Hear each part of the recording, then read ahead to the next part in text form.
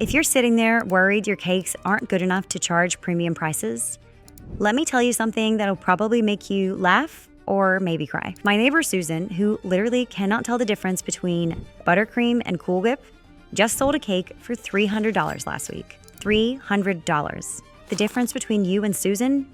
She doesn't know enough to doubt herself. So today I'm sharing exactly how to charge what you're worth, even when that voice in your head is basically screaming that you're a total fraud. Hi everyone, I'm Maria Haversham, and 3 years ago I was charging $25 for cakes that took me 8 hours to make. You heard that right, 8 long hours.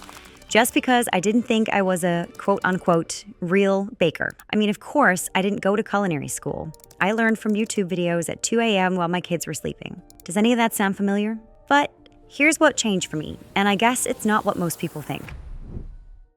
So the first thing, and this one's gonna feel weird, but stay with me, stop comparing your everyday work to everyone else's highlight reel. Like, just stop. Here's what you do instead, and I call this the portfolio flip. Ready? Take your last 10 cake photos. I'm serious. Pull them up on your phone right now. Print them if you can, or just scroll through them. Lay them out and look at them. Now, here's the twist, and this is where it gets interesting. Imagine these were made by someone you really admire, like that cake artist who you follow on Instagram who charges $500 minimum. Would you pay $300 for these cakes? When I did this exercise, it was like when buttercream comes together after you think it's broken, you know? I realized I was judging my work through this lens of knowing every single tiny flaw. Like, I knew about that smudge I fixed for 20 minutes. I knew about that layer that almost collapsed before I MacGyvered it back together with a dowel and a prayer. I knew where I'd run out of the good vanilla and use the grocery store stuff for the last batch. But here's the layer most people miss. Your customers, they don't see any of that. They see the final masterpiece. They see this beautiful creation that's going to be the centerpiece of their celebration. It's just like this cake I made last month. The bride's mom literally cried, like happy tears streaming down her face. And I'm standing there thinking about how I almost dropped the whole thing while loading it into my car. So here's your whisk turn. I want you to create what I call a brag folder on your phone. Every compliment, every happy customer text, every cake that made someone cry those happy tears, screenshot it, capture it, every single one.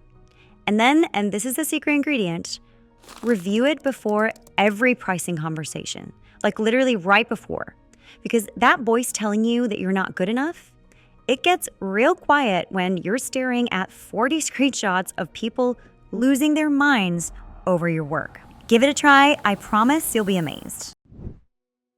Okay, thing number 2, and this one's gonna ruffle your frosting a little bit. You think you're just a home baker, right? Let me expose what you actually are. And I mean really expose it.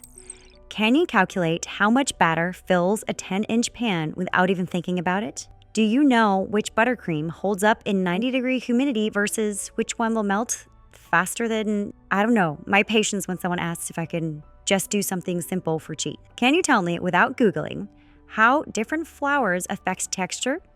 How altitude changes baking time? What happens when you add an extra yolk versus an extra white? Congratulations, Capreneur.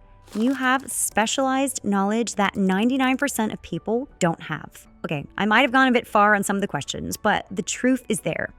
You know more than you give yourself credit for. I call this the expertise inventory, and here's how you whip it up. List 20 things that you know about cakes that your customers don't. 20, and not the obvious stuff like I know how to turn on an oven. When I did this, and I may be real with you, it was like that moment when fondant finally stops biting you and just cooperates. I realized I wasn't charging for eggs and flour.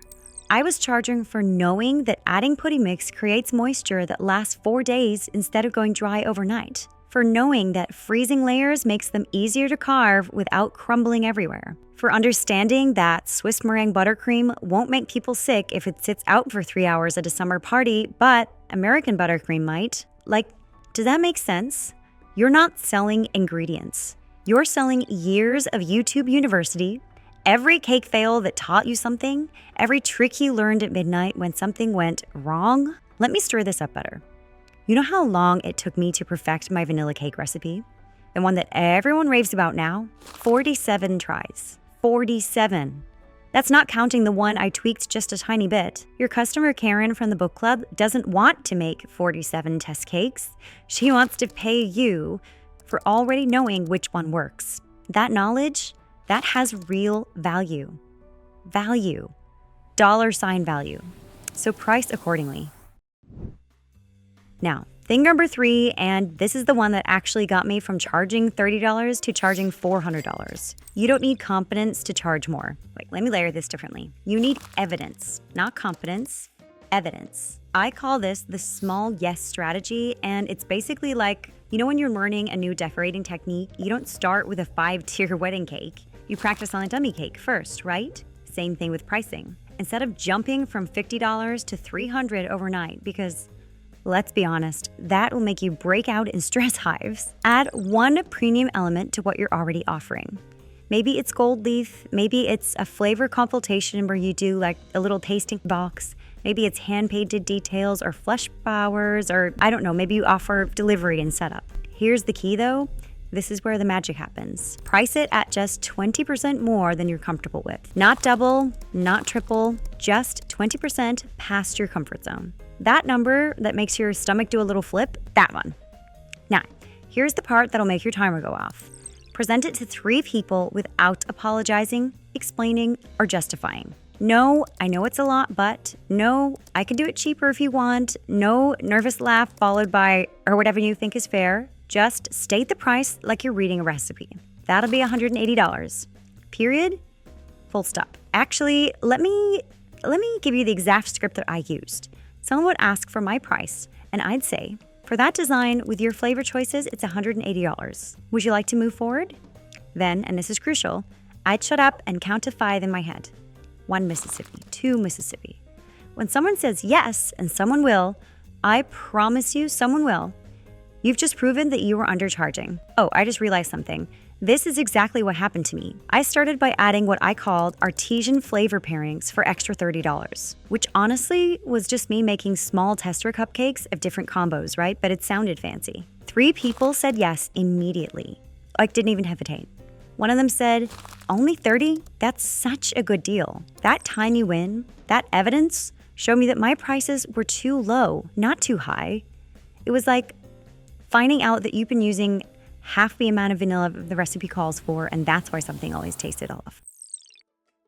Okay, so here's what nobody tells you about imposter syndrome.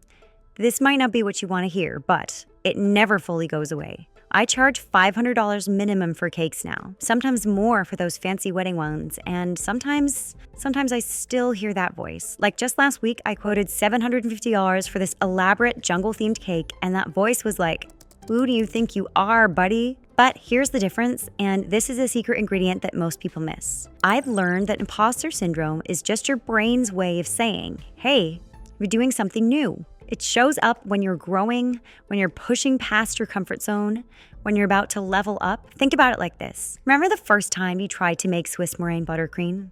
And you're standing there with the mixer going, watching this soup with egg whites and sugar and thinking, this is never going to work. I've ruined it. $60 of butter down the drain. But then, if you keep whipping, it transforms into this silky, perfect frosting. That panic you felt? That's not imposter syndrome. It's not a stop sign. It's more like when your oven timer goes off, but you know the cake needs 3 more minutes. You trust your gut over the rules. The real mistake isn't feeling like a fraud. We've all felt like that. I mean, I was featured in USA Today as a cake business expert, and I almost dropped my piping bag when it happened because I was like, expert? Me?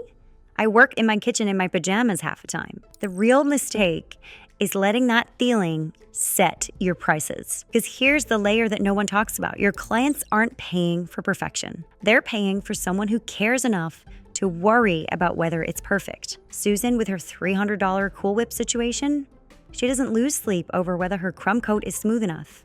You do. That's actually what makes you worth more, not less. All right, so here's your homework, and I want you to actually do this, not just think, oh, that's nice, and keep scrolling. Tonight, not tomorrow, not next week, tonight, do the portfolio flip. Pull up those 10 photos, and then I want you to comment below with the one expertise that you have that customers just want. Maybe it's knowing how to transport a 3-tier cake without having a nervous breakdown. Maybe it's making roses that actually look like roses and not sad cabbages. Whatever it is, share it below. And listen, if you're ready to turn these mindset shifts into actual business systems, like real copy-paste templates and pricing strategies that work, check out the link below. I share my exact framework for positioning yourself as a premium cake artist. Even if you're working from your home kitchen like I was. Even if your mixer is from Walmart. Even if you learned everything from YouTube. Because at the end of the day, it's not about having a fancy kitchen or culinary degree. It's about knowing your worth and having the recipes, both for cakes and for revenue to back it up. So, ready to whisk this into something bigger? Let's roll this dough, Capepreneur. Your first premium priced order is waiting for you to be brave enough to ask for it. That's the sweet stuff no recipe can teach. But I can show you exactly how to do it.